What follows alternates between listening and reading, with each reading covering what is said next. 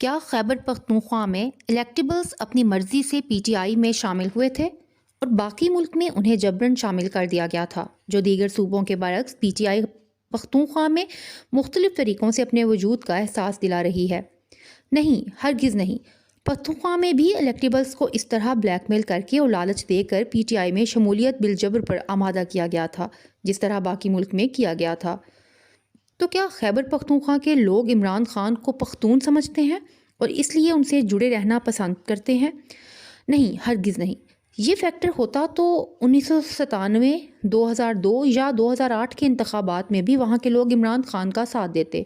تب عمران خان زیادہ پاپولر اور غیر متنازع تھے، ان کے بڑے بڑے اسکینڈلز آئے تھے اور نہ لوگوں کو یہ علم ہوا تھا کہ اقتدار ملنے کے بعد عثمان بزدار اور زلفی بخاری ان کی سلیکشن ہوں گے۔ یہ فیکٹر ہوتا تو لوگ ان انتخابات میں بھی عمران خان کا ساتھ دیتے، حالانکہ ان برسوں میں وہ طالبان اور اینٹی امریکہ کا کارڈ بھرپور طریقے سے استعمال کر رہے تھے، اور تب تک یہ حقائق بھی کھل کر سامنے نہیں آئے تھے کہ مغرب مخالف کی بجائے وہ اصلاً مغربی ایجنڈے کو آگے بڑھانے والے ہیں۔ تو کیا پی ٹی آئی نے اپنے دونوں ادوار میں خیبر پختونخوا میں بڑے انقلابی اور غیر معمولی ترقیاتی کام کیے ہیں؟ نہیں، ہرگز نہیں۔ پی ٹی آئی کے دونوں ادوار اور بالخصوص دوسرا مالی اور انتظامی حوالوں سے تاریخ کے بدترین ادوار ثابت ہوئے۔ صرف دو بڑے پروجیکٹ یعنی بی آر ٹی اور بلین ٹری سونامی سامنے آئے، جو دراصل کرپشن کے حمالیہ ثابت ہوئے۔ مالی لحاظ سے صوبہ دیوالیہ ہو گیا۔ جتنا قرضہ قیام پاکستان سے لے کر 2013 تک صوبے نے لیا تھا، وہ پی ٹی آئی کے 10 سال میں ڈبل ہو گیا، لیکن نہ جانے وہ رقم کہاں گئی۔ پھر بھی ملازمین کی تنخواہوں کی ادائیگی کے پیسے نہیں۔ فاٹا کی آبادی شامل ہو جانے کے بعد وفاقی محاصل میں صوبے کا حصہ 19% تک جانا چاہیے تھا، لیکن اسے پی ٹی آئی حکومت میں سابقہ 15% پر منجمد رکھا گیا۔ این ایف سی کا اجلاس نہیں بلایا گیا۔ اس وقت صورتحال یہ ہے کہ 5 سال گزرنے کے باوجود وہاں پولیس کے تھانے تک نہیں، کئی قبائلی اضلاع میں تو جج اور ایس پی کے بیٹھنے کے لیے بھی موزوں جگہ نہیں۔ یوں فاٹا مرجر جسے لوگ غنیمت سمجھ رہے تھے کو الٹا مصیبت بنا دیا۔ کیا خیبر پختونخوا میں پی ٹی آئی کے دوسرے اور تیسرے درجے کی لیڈرشپ عمران خان کے ساتھ کھڑی ہے؟ نہیں، ہرگز نہیں۔ پرویز خٹک بغاوت کر کے اپنی پارٹی بنا چکے ہیں۔ وزیر اعلیٰ محمود خان پرویز خٹک کے ساتھ جا چکے۔ سابق گورنر شاہ فرمان پہلے سے عمران خان کے بیانیے کے حامی نہیں تھے۔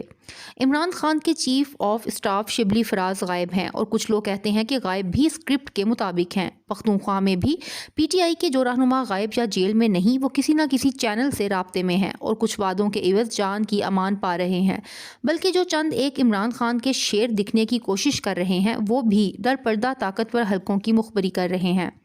اب جب ان میں سے کوئی بھی وجہ نہیں، تو پھر کیا وجہ ہے کہ پختونخوا کی صورتحال دوسرے صوبوں سے مختلف ہے؟ میرے نزدیک اس کی وجوہات درج ذیل ہیں۔ پختونخوا ہماری اسٹیبلشمنٹ کے لیے لیبارٹری کی حیثیت رکھتا ہے، اور جو بھی نیا تجربہ کرنا ہو اسے پہلے وہاں کیا جاتا ہے۔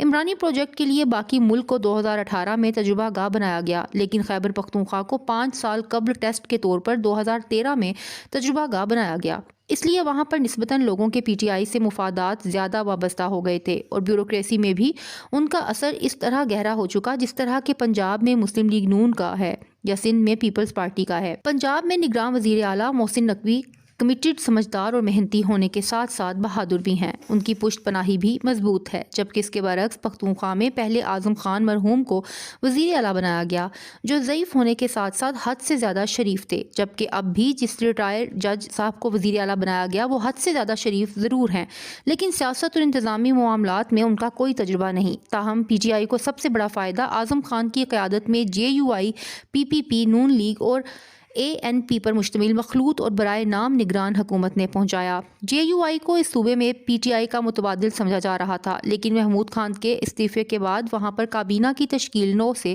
قبل 1 سال میں جے یو آئی کی قیادت میں سیاسی جماعتوں نے صوبے میں جو تباہی مچائی، اس کی وجہ سے لوگ پی ٹی آئی کو یاد کرنے لگے۔ یہ صوبے کا ہر شخص جانتا ہے کہ پی ٹی آئی کا دور بدتر تو جے یو آئی کی قیادت میں تمام جماعتوں کے اے ٹی ایمز پر مشتمل حکومت کا دور بدترین تھا۔ خیبر پختونخوا میں پی ٹی آئی کی بقا کی ایک اور وجہ وہاں دیگر سیاسی جماعتوں کی عدم دلچسپی یا ابتر صورتحال ہے۔ یہاں پی ٹی آئی کے سامنے کوئی متبادل قوت تھی اور نہ آج ہے۔ شریف برادران نے ماضی میں پختونخوا پر توجہ دی اور نہ اب دے رہے ہیں۔ ان کی توجہ کا مرکز پنجاب ہے۔ زرداری نے بھی سندھ کی خاطر پختونخوا سے عملاً پارٹی کا جنازہ نکال دیا ہے۔ جے یو آئی کی 1 سال کی مار دھاڑ نے 5 سال قربان کر دیے۔